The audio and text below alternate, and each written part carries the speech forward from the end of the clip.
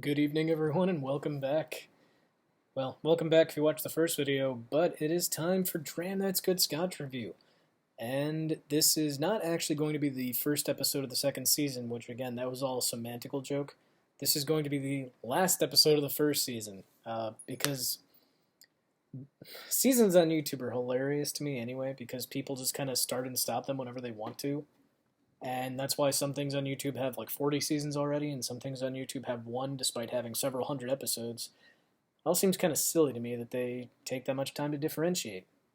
But what's going to make this one stand apart is this is the last Dram That's Good review I'm going to do with this sort of haphazard format where there's like no editing right now. There's no intro cards. There's no title song. There's not a whole lot of backwash and processing to this. It's just me really sloppily making things up on the fly. And I have fun doing that, but I'd like this to be a little more professional. It doesn't have to be processed, but I'd like it to feel like you're watching a real show, not a drunk rambling about how much he likes to drink something. But the nature of the show would still be this.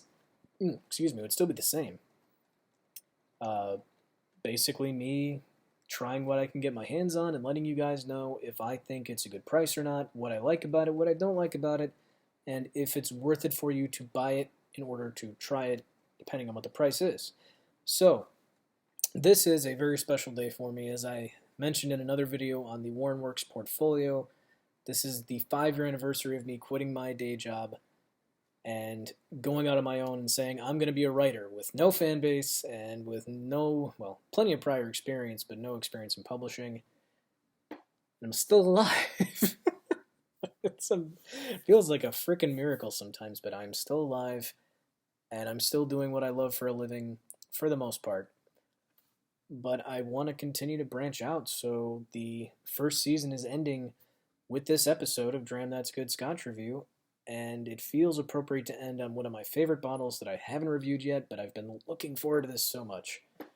Kilchoman is a fantastic distiller. I don't care how you feel about peat or not. If you can't find one bottle from the Kilchoman lineup that you don't like, you might want to get your tongue checked out. There's probably something wrong with you. I know I'm biased, but I have really been looking forward to getting this one out. It's much older now than it was when it was originally bottled, but I'm still looking forward to trying it in a more mellowed out state. I think it's going to be delicious. So, for the last episode of the very first inaugural really cool season of Dram That's Good Scotch Review, we will be doing the Kilchoman 2007 vintage. And holy crap, before I even get started, this is amazing. This thing is so good. I don't need to pour this into the glass and drink it again to tell you that I love this, and that if you can find it for the price similar to what we paid for it when we got it, totally worth it. Absolutely totally worth it. But I'm going to drink it anyway because that's the point of the show, right? Why the hell am I calling it a Scotch review show if you're not going to watch me drink the Scotch and tell you how great it is? I mean, I could sit here all night, honestly, because I got no reason to wake up in the morning and tell you, like, oh, this is such an amazing Scotch, you should really go drink it. But if you don't watch me drink it, that doesn't mean much, does it? So, first thing you will notice is this gorgeous golden color this thing has. This is so nice. And the light in this room does not actually do justice to how light the Scotch in this glass is. It comes across on this recording, I'm noticing, a little bit kind of golden, closer to caramel. In the glass, this is insanely light. Like, I wish I could get a better light on this thing. We'll make a note of that for the second season, because it actually comes across as it's not much darker than a white wine. It's that light, which just makes it a joy to look at, if I'm being honest with you. And it is young. This was the 2007 vintage, and even at the time when these were made available, which I believe was 2013, I'm trying to remember exactly when we got it, even then, these were only aged 5 to 6 years. Kilchoman was only aging very young stuff. They were brand new back then. We had the pleasure of going to one of their tastings, and they sold us immediately on their product. It was just unbelievable how flavorful something so young could be. And there were a lot of snobs there. They were like, oh, this isn't that good. It's too hot. It's too burny. And something I discovered at that tasting was why the non-age statement movement was catching so much traction. It's because people are like, well, just because you age something for 30 years, you actually start to lose flavor. You really do. Like, you're effectively paying for the bottle to be held away from you. Whereas something at 5 years of age could have so much flavor that you're losing because you're aging it. So this stuff, it was young at the time. It's had more time to mature in the bottle. Theoretically, very little changes in the bottle. But let's give this a nose, man.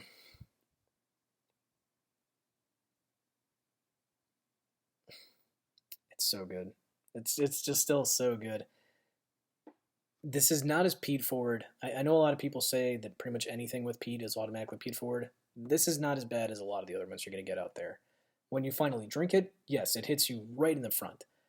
But nosing this is fantastic. I know I say this a lot. If they made a candle out of this, I would buy it. So, let's propose a toast here. I haven't done this yet. But a toast to everyone who has watched any amount of time of any episode of this show for the first season. Thank you so very much for tuning in.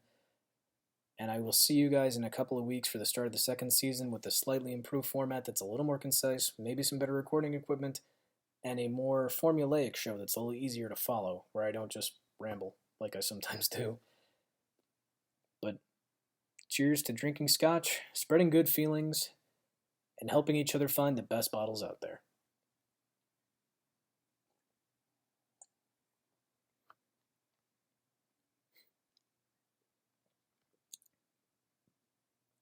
I'm done. I quit. No, it is that good. I'm not being facetious. I'm being silly. I'm not being facetious. This is one of the most flavorful drinks, even after having a little extra time. I would recommend that if you buy this, just drink it that freaking day. Like, it's the kind of drink that I feel like does not need the extra time to cool down. And I would recommend not to put any water in this. I know some people, they always add water, they always add ice. I say drink it however you're going to drink it, but try it neat first. See if you like it better that way before you go putting in too much water, because you can always put in more, but you can't take it out. And this has this wonderful natural fruitiness right at the front of the taste. You actually get the peat a little bit later. And I'm not sure what fruit it is because, frankly, I'm not that experienced. I have a pretty good palate. I'm not one of those master distillers who could tell you exactly what fruit they're getting and when. But this has a fruit-forward taste that just comes right out at the front, and it is so, so appealing to go for that we have to drink it again.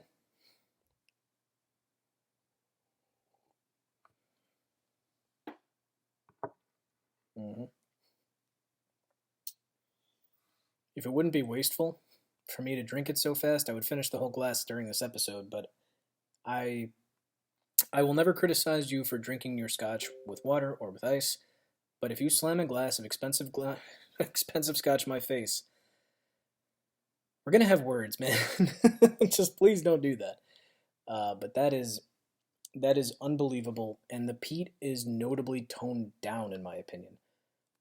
This is not what I would call a peat bomb. It has a lot of good smoky flavor, but it's not this overwhelming all you taste is smoke and grass kind of peat. You get a lot of fruit on the front. It's kind of sweet, gets to the back of your mouth. You get some peat going down your throat, warms you up. You feel good. And considering that this bottle, if I recall properly, was about $76 on average when it came out, not a bad price. I did a quick search on it, see what I could find. Good luck finding it for 76 again. The resale market has blown up like crazy in the last 5 years.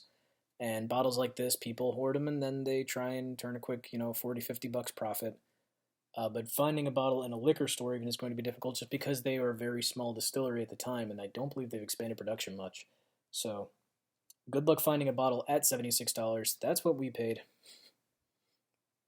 I hope you can pay that much too. Realistically, you could be looking at anywhere from 120 to 150, and that'd be a reasonable resale price. I hope you can find it for cheaper than that. And if you can find this for less than 3 digits, by the love of God, buy it. And you will not be disappointed. If you like something that is sweet with a smooth, smoky finish, it does not burn. It really doesn't. And you want it to last you a while, and it's kind of unique. Kilhoman's a small distiller. They have small distribution. They don't make a lot of bottles. So it's really cool to just support the little guy, you know? There's so many big distillers out there. We happened to meet we actually met the son of the distiller at the tasting. Stand up guy. They make you want to buy their product, and it is really that good. So this is not fluffing. This is not me shilling for them. This is me genuinely saying, if you can find a bottle of the 2007 vintage for less than 3 digits, buy it. Buy it without hesitation and enjoy your spring because this is the perfect time to drink it. It's just a little bit too smoky for like a hot summer day. But as the temperature starts to shift a little bit and it's still a little bit cooler at night, this is perfect. It'll keep you feeling warm the whole night, feeling really good. And you will find it, as you're seeing with me, impossible to put the freaking glass down.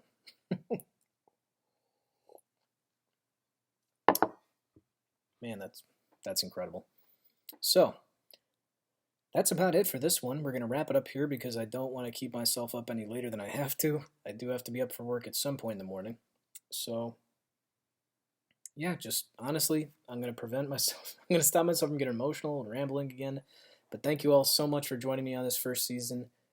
This was so cool, so much fun to do as an experiment, and I cannot wait to get the second season going. Like I said, we're going to have hopefully better equipment and a more streamlined recording process, if nothing else, where I sort of have things sectioned off. So if there's a particular section of the review you're looking for, like if you just want to know the tasting notes, you can jump to that. If you just want to know the price, you can jump to that. If you want to watch the whole experience, flattered, and I would really appreciate that. But I'd like to make it easier for you guys to navigate through these videos. So thank you all very much for your support. Thank you so much for watching. And remember, the best way to drink whiskey is in a glass. Have a good one, guys.